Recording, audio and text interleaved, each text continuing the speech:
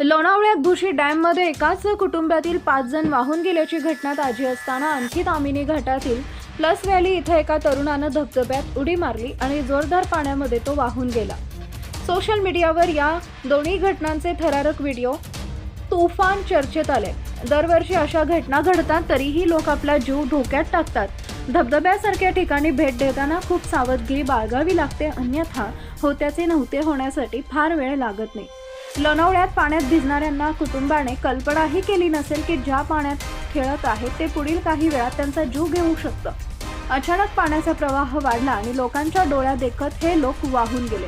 अजाणतेपणी वेळीच धोका न कळल्याने एखाद्यावर काय संकट येऊ शकतं हेच या घटना दर्शवत आहे।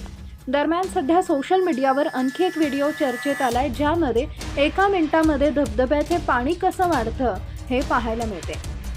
व्हायरल व्हिडिओ एका धबधब्याचा आहे। इथं सुरुवातीला खडकाळ भागातून पाणी वाहताना दिसते। पाण्याचा प्रवाह अगदी कमी आहे। हे धबधब्याचे पाणी मागून एका उंच डोंगरावरून कोसळत असल्याचं दिसतंय। दरम्यान पुढच्या क्षणी मागील डोंगरावरून वाहणारे पाणी वाढते आणि पुढच्या काही सेकंदांमध्ये धबधब्याचे अक्राळ विक्राळ स्वरूप पाहायला मिळते। वाट मिळेल तिथून पाण्याचा जोरदार प्रवाह वाहू लागतो। व्हिडिओ पाहून नेटकऱ्यांच्या अंगावर काटा उभा राहतो।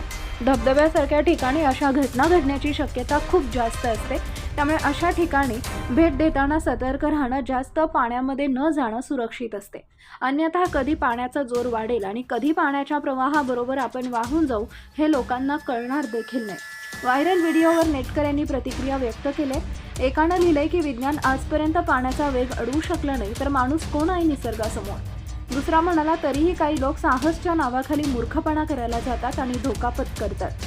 तिसरा म्हणाला गावातल्या लोकांना माहीत आहे, परंतु शहरातल्या लोकांना याची कल्पना नाही, तरी सर्वांनी काळजी घ्यावी। फोटो आणि व्हिडिओसाठी आपले जीव धोक्यात टाकू नका।